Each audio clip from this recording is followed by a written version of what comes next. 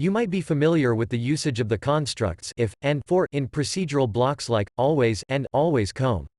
Their behavior in the final circuit produce after synthesis was covered in detail in our course titled SoC Design 2, Systemverilog Assignment Statements and Synthesis.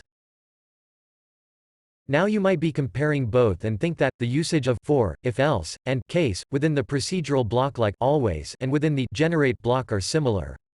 But their usage is totally different.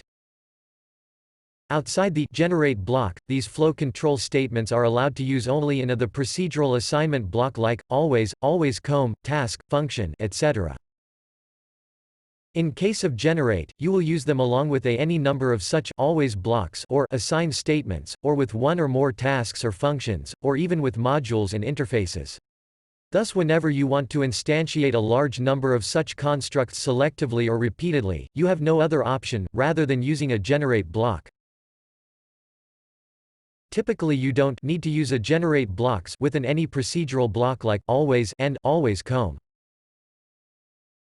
You will use them in the module or interface scope.